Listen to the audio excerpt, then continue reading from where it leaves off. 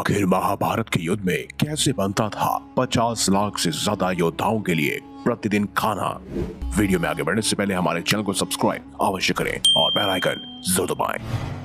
महाभारत एक पौराणिक महाकाव्य जिसमें धर्म और अधर्म के बीच हुए एक महायुद्ध को दर्शाया गया, जहां 50 लाख से भी ज्यादा सैनिकों ने आपस में लड़कर युद्ध किया।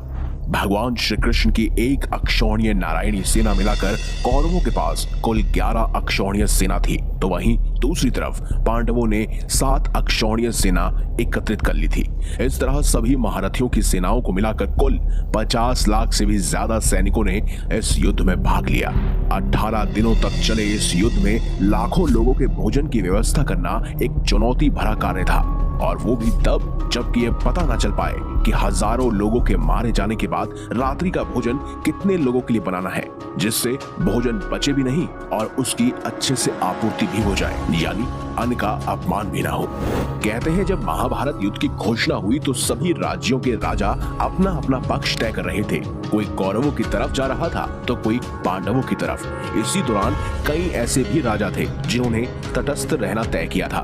मान्यताओं के अनुसार उन्हीं में से एक उडुपी यानी कि ओडिशा के राजा भी थे, जिनके पास एक अक्षौहिणी सेना का बल था। कौरव और पांडव दोनों ही चाहते थे कि उनकी सेना उन्हें प्राप्त हो जाए, लेकिन उडुपी के राजा यानी ओडिशा के राजा ने कुछ अलग ही विचार बनाया था। वो एक दिन भगवान श्री कृष्ण के पास गए और उन्होंने उनसे विचार विमर्श किया कि वो किसी का भी साथ नहीं देना चाहते हैं, बल्कि वो यहाँ पर लाखों की तादाद में जो सैनिक लड़ रहे हैं उनकी मदद करना चाहते हैं, उनके लिए भोजन बनाना चाहते हैं। भगवान श्री कृष्ण से वार्तालाप करने के बाद वो स्वयं भोजन प्रबंध में लग गए। लेकिन अब सवाल ये उठता है कि आखिर कैसे तय होता था कि कितना भोजन बना है। दरअसल राजा के समक्ष भी कई बार ये सवाल होता था कि प्रतिदिन मैं भोजन किस हिसाब से बनवाऊंगा, खाना कम या ज्यादा तो नहीं होगा। उनकी इस चिंता का हल भगवान श्री कृष्ण ने निकाल लिया था।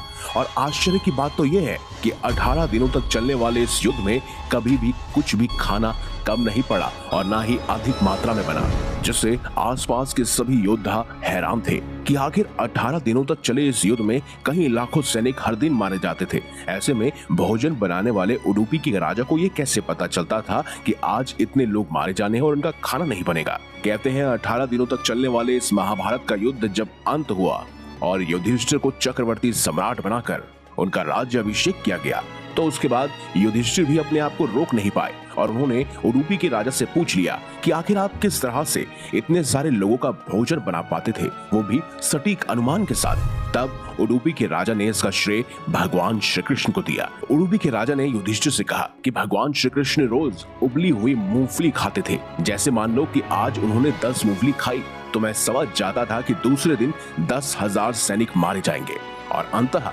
दूसरे दिन मैं 10,000 सैनिकों का खाना कम बनाता था। इस तरह से भगवान श्री कृष्ण के कारण हर दिन सैनिकों को पूरा भोजन मिल जाता था और इससे अन्न का अपमान भी नहीं होता था। दोस्तों, आप जान ही गए होंगे कि आखिर किस तरह से महाभारत के युद्ध में लाखों योद्धाओं का खाना बनता था, और इसे बनाने वाले कोई और नहीं बल्कि उडुपी के राजा थे। तो अगर आपको हमारी खास जानकारी या वीडियो अच्छी लगी है तो इस वीडियो को लाइक करें, हमारे चैनल को सब्सक्राइब करें और ज्यादा से ज्यादा शेयर भी करें। तो मिलेंगे एक नई खास वीडियो के साथ, तब तक देखते रहिए।